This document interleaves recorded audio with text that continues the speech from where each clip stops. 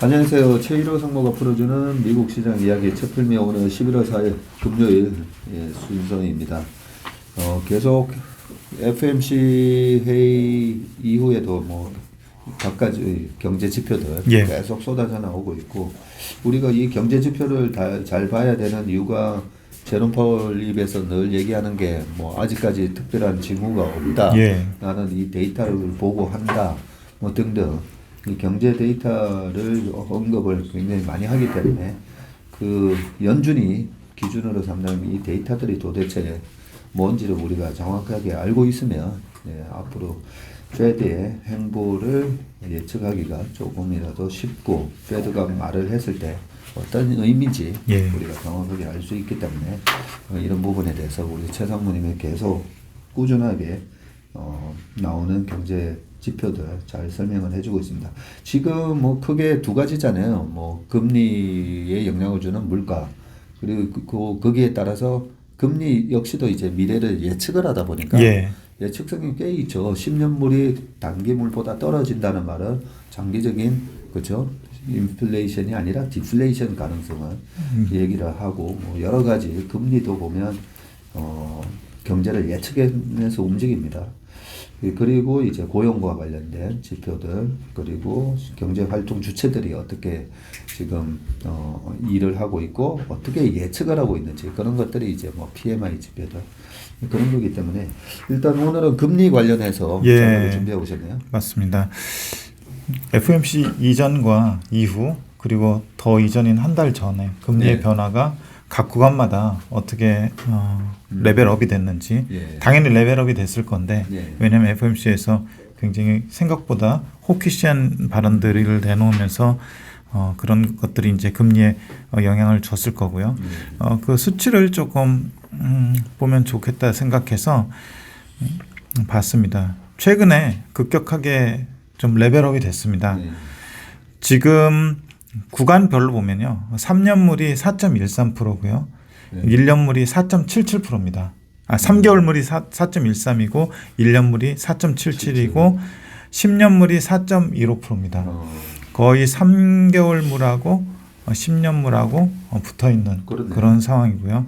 얼마 전에는 3개월물이 조금 더 높으면서 3개월물하고 10년물 금리 차가 역전이 됐다라는 뉴스를 접하셨을 것 같은데, 이 수준이 어느 정도냐면요, 지금 3개월물, 1년물, 10년물 1주 전하고 1개월 전 이렇게 옆에 일드 커브의 변화를 가져왔는데, 제일 밑에 있는 게 1개월 전이고요, 중간에 있는 선이 일주일 전이고, 지금 그 가장 위에 솟아 있는 선이 현재의 그 금리 수준입니다.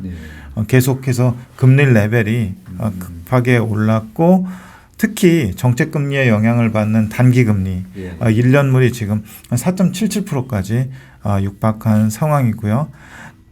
나머지 이제 10년물도 1개월 전에는 3.63%, 1주 전에는 4.02%, 지금은 4.15%까지 올라온 상황입니다.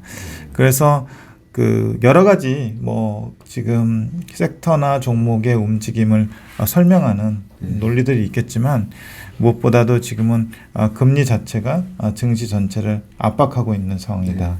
그리고 특히 미국의 급격한 금리의 레벨업 자체가 미국 강달러를 가져오고 글로벌 기업들한테 영향을 주고 있고, 그 반대급부에 있는 그 국내 기업들한테는 약간 이제 반사이익을 주는 그런 상황이라고 볼 수 있고요.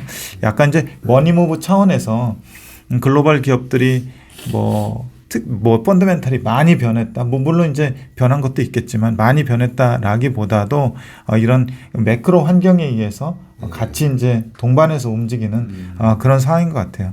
어제도 보면은 애플이나 마이크로소프트나 구글이나 아마존이나 이런 빅테크 글로벌 기업들이 동시에 한 2~3% 정도 하락했거든요. 그런 거 보면은 이런 어떤 매크로 환경의 급작스러운 변화가 좀 일으킨 좀 과민 반응이라고 좀 볼 수 있을 것 같아요. 한편으로 보면 그 실적 발표 좀 전에 우리 남궁재영 주임이 예. 실적 발표 쭉 요즘 해주는 거 보면 도메스틱 마켓은 거의 뭐 비슷하게 한 7%씩 맞습니다. 예, 예. 성장했다는 말은 그동안의 인플레이션 때문에 이번에 6월달에 9.1% 나왔고요. 예. 뭐 그 이후에 8%대 상승. 예. 그러니까 거의 인플레이션을 다 반영을 하면서 매출이 그만큼 예. 늘었다고 보면 되고 인터내셔널이 이제 마이너스가 나오잖아요. 예. 인터내셔널이 뭐 마이너스 한 6% 이렇게 나오는데 그것도 제가 자세히 보면 달러가 거의 20% 이상 올랐잖아요. 예. 작년 대비. 그럼 달러가 20% 이상 올랐으니까 달러 환산으로 보면 20% 매출이 줄어야 되는데 예. 제품 가격은 또 인상을 시켜놨기 예. 때문에 그거랑 이제 20% 달러에 의해서 마이너스 난 거랑 인플레이션을 합쳐보면 예. 인터내셔널은 한 마이너스 10에서 15% 정도 빠지는 게 맞는데 예. 인터내셔널도 보면 마이너스 한 7% 전후로 예. 마이너스 6% 이런 식으로 역성장한 그런 거 보면 결국은 다 이게 조금은 이 달러 강세 현상만 약간 누그러지면 예. 도메스틱 마켓은 인플레이션에 예. 의해서 가격 올린 거 다 그대로 플러스 나오고 예. 달러만 제자리 가면 인터내셔널 쪽에서도 이 물가 상승 제품 가격 인상을 반영한 매출이 고스란히 예. 플러스로 반영이 되겠죠. 들어오고, 예. 그렇게 된다면 주가가 좀 빠르게 회복할 것 같은데 예. 금리를 계속 올린다 해버리니까 예. 그러면 달러 강세 현상이 계속 지속되는 거잖아요. 맞습니다. 이 달러 강세 현상이 지속된다면 이 인터내셔널 특히나 미국의 다국적 기업들 보면 예. 글로벌 기업이잖아요. 예. 국내에서 보는 것보다 해외에서 보는 게 또 훨씬 많은 그런 부분들에서 매출 감소 효과가 나오니까 예. 이런 것들이 다 연결이 돼서 예, 페드의 맞습니다. 금리 인상이 다 이렇게 달러 강세 현상, 기업의 매출 둔화 현상 이런 거 이렇게 다 맞물려서 주가가 영향을 받는 것 같아요. 예. 근데 그 페드의 가장 매파적인 스탠스가 언제가 가장 셀 것인가라고 생각을 해보면은 그 성명서에서도 밝혔듯이 정책 시차나 경제 환경 이런 것들을 고려를 하겠다라는 취지의 문구를 통해서 볼 때는 속도 조절론도 조금씩 생각을 하고 있는 거로 보여질 수 있을 것 같고요. 페드 미니트를 좀 뭐 나중에 확인을 하겠지만 그거에 대한 어떤 그 논의가 좀 있었을 것 같아요.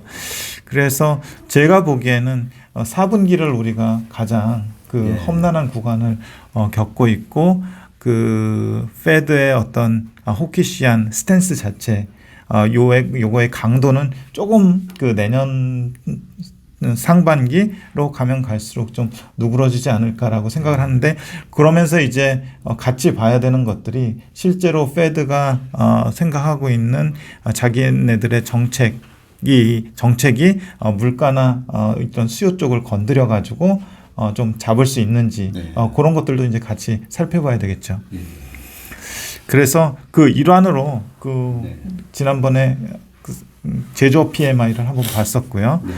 이번에 나온 게 ISM 서비스업 PMI인데 나왔나요? 예, 나왔습니다. 서비스업 PMI인데 54.4가 나왔습니다. 지난번에 그 S&P 글로벌에서 발표하는 서비스업이나 제조업 PMI는 50 밑으로 내려왔었는데 그 이제 샘플의 차이가 있어서 주의해서 봐야 된다라고 말씀을 드렸는데 이번에 ISM은 좀 샘플 자체가 굉장히 크고요. 많기 때문에 이 사람들이 신뢰하는 지표가 ISM 서비스 PMI인데 실제로는 54.4가 나왔고요. 컨센은 55.5였습니다. 전월은 56.7이었습니다. 그러면 이제 떨어지는 방향성은 똑같네요. 방향성은 똑같고요. 그 속도나 강도에 이제 차이가 될 것 같고요. 이 그 지표는 4개로 그 구성이 되어 있고요.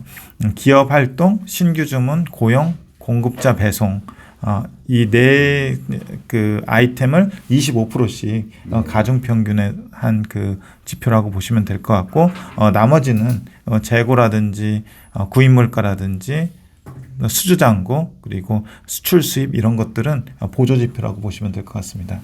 지금 그래프 가져오신 걸 보니까 예. 코로나 이후로 55 밑으로 떨어진 건 이번이 처음이네요. 예, 그렇습니다. 2020년 5월 이후에 가장 낮은 수치인데 2020년 5월에 45.1을 기록을 했었거든요. 네. 그 이후에 이제 가장 낮은 수치고 이 수치는 계속해서 좀 떨어질 수밖에 없을 것 같아요.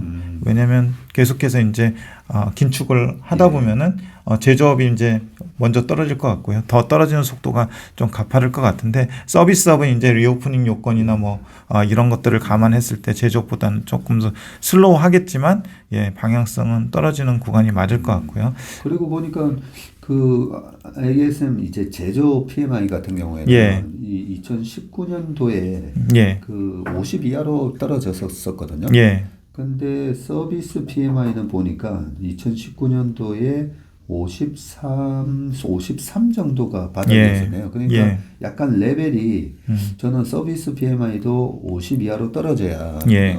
좀 침체를 보이나라는 생각을 했었는데 2019년도에 실제로 이제 약간 미국의 경기가 침체를 보였을 때 제조업은 50 이하로 떨어졌었는데 요 PMI는 53 정도였으니까 약간 5 정도는 서비스 PMI가 약간 위에 있다고 그렇게 제 생각에 봐지니까 지금 이 정도 55가 깨졌다는 말은 약간 좀 경기가 약간 둔화되는 예, 모습이 조짐이 있고요. 사실은 그 ISM 서비스 PMI가 제조업 PMI보다 좀 더 늦게 나왔습니다. 아, 그래요? 예, 제조업 PMI가 좀 역사와 전통이 좀 길고요. 서비스 PMI는 좀 늦게 나와서 나중에 만들어졌다. 예, 나중에 만들어져 가지고 텍스트에서 얘기하기로는 사람들이 이제 PMI 하면 제조업을 조금 더 중요하게 생각을 한다.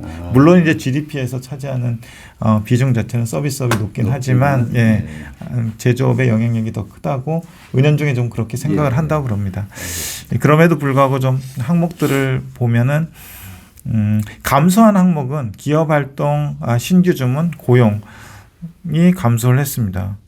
근데 지난번에 고용 자체는 그 제조업에서는 늘었잖아요. 여기에서는 조금 떨어졌는데 그 이유를 설명한 걸 보니까 업체들에서 나오는 얘기들은 자격이 되는 직원을 찾기가 어렵고 향후 경기 불확실성으로 인해서 신규 고용은 자제하는 편이다. 예. 이런 식으로 조금 나오고 있어요. 오. 그래서 최근에 보면은 뭐 플랫폼 기업이라든지 이런 기업들 보면은 약간 감원이나 더 뽑지 않겠다. 예. 이런 거하고 맥락이 조금 같지 않은가 이런 생각도 들고요. 그래서 감소했다라는 게 조금 네. 의외네요. 예, 그렇죠. 예. 지난달에 보면 from growing이라고 돼 있기 때문에 예.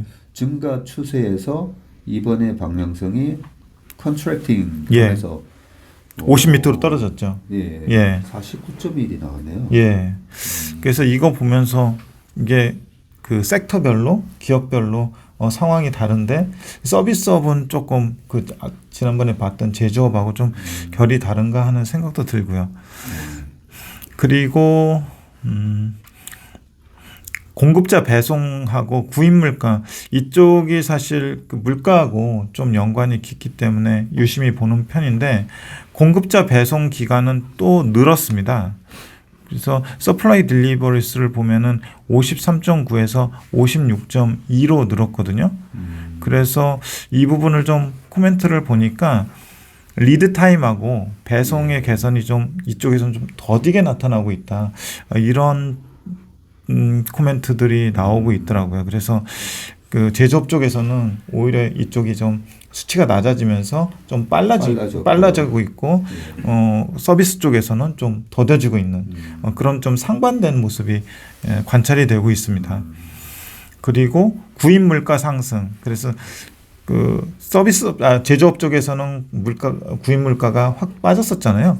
여기서는 또 업계 다수가 물가 상승을 보고하고 있는데 아무래도 서비스업이다 보니까 사람이나 뭐 인력에 대한 비용이 좀 많이 차지할 수 있는데 그런 비용들이 좀 는 거 아닌가 좀 이런 생각이 들고요.